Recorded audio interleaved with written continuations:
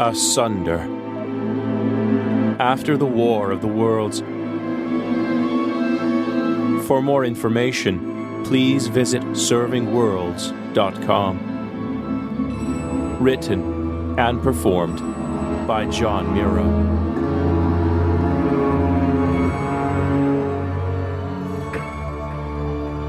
Marcus Riggs had been born a slave by a handful of days on April 4th, 1865.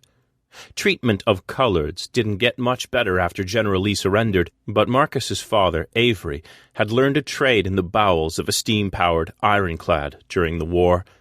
Money trumped color, and Avery had returned home with cash money and enough sense to follow that money to a job with a shipyard in Boston, eventually becoming an important man in that city's land reclamation projects.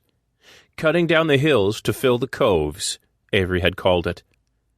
A mechanical genius, Marcus's father, but he hadn't had enough sense to avoid being lynched on Marcus's 12th birthday.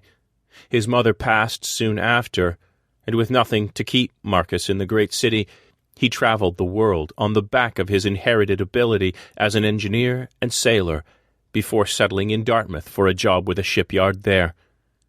The job paid well and had led Marcus to Hobe, and together they had found Pegasus and somehow kept her afloat. She was a small and fast ship and had been Marcus and Hobe's for the last 6 years. She had crossed the Atlantic carrying expensive cargoes and brought them to private ports. Some less charitable folk might have called that smuggling, but Marcus kept his business to peaceful items desired by rich folk, nothing violent or nasty, but it always paid well. It had been a good life, one that was now settling on the bottom of Folkestone Harbor. His thoughts were pulled back to home, to Halifax, Samantha, Robert. His loved ones, the ones he left alone to roam on Pegasus so many months of every year.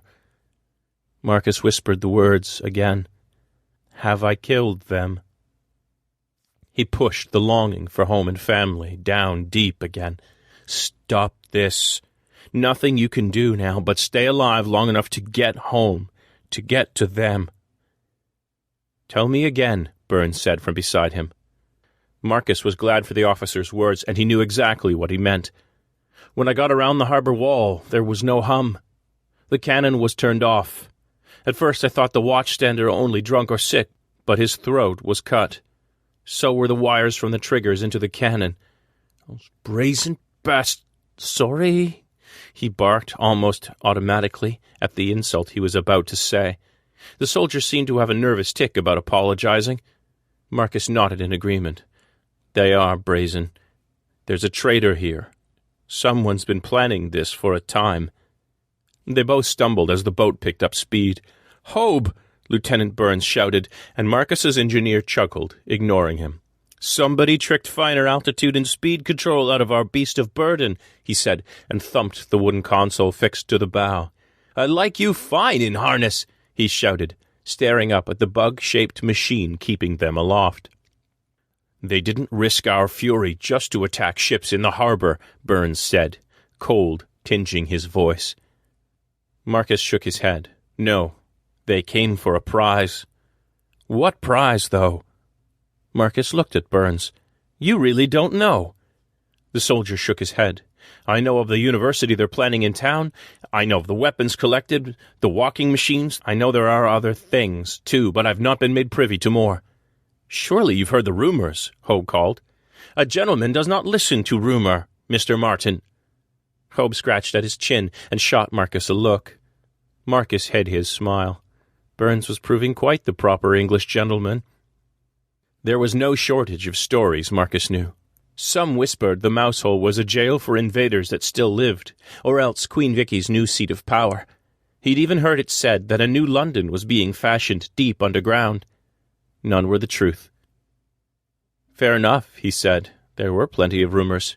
And he dropped the discussion, looking forward again. Marcus was impressed. Burns lasted a good 2 minutes before bursting out, Well, what is down there, man? Marcus looked back at Burns and smiled. Oh, Lieutenant, you are in for a surprise.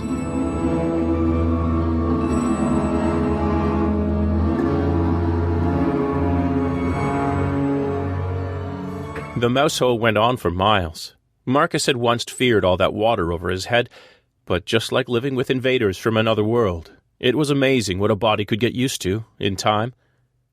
His stomach chose that moment to gurgle. There were other things he could not get used to. He'd skipped breakfast, being rather busy procuring the invader cannon from a friend. He winced, realizing he'd now have to tell that friend the cannon was on the bottom of the harbor. Marcus drew the greatcoat tighter around himself, watching a massive light panel above his head flick on. The Mousehole was a misnomer.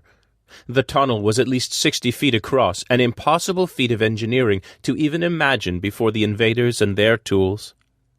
Energy weapons, drilling tools fit to the legs of walking machines, and those little flying barges, such as the one holding the longboat aloft, had taken only a week to dig straight through to France. As they flew through the tunnel, light panels continued to wink out behind them, wink on ahead.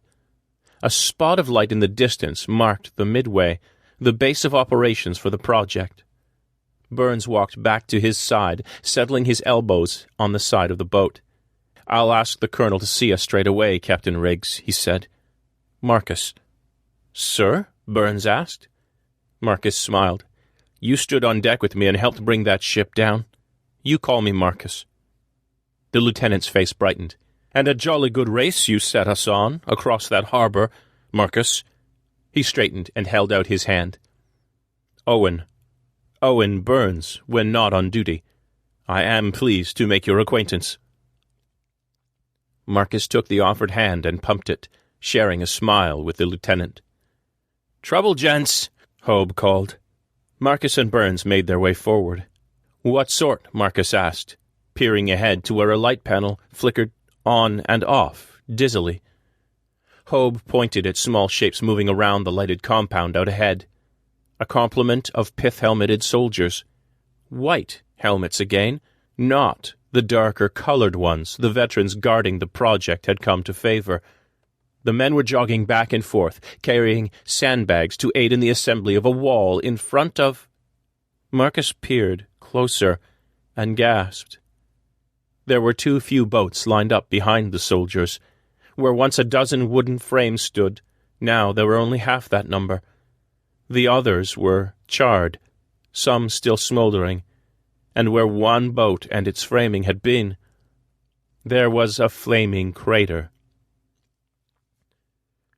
Thin sounds were reaching the longboat now, alarm bells and the shouts of the soldiers, and Marcus could smell the smoke. "I'll wager they're in the shoot-first mood, gents," Hobe murmured.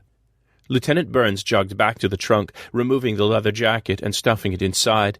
He returned a moment later with his own white pith helmet over his head, waving it to and fro. "All white hats?" Burns asked. "But I was told only the old guard defended the whole." "They did," Marcus whispered. His stomach soured with fear for the lives of the men he'd worked alongside for months, and fear for what welcome was in store for them.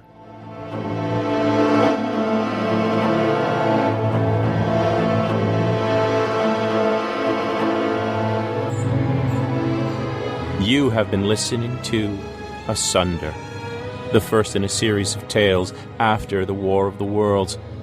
For more information, please visit servingworlds.com.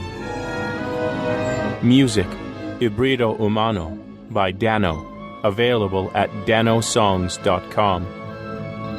Title image, War of the Worlds, by Adam Blakemore.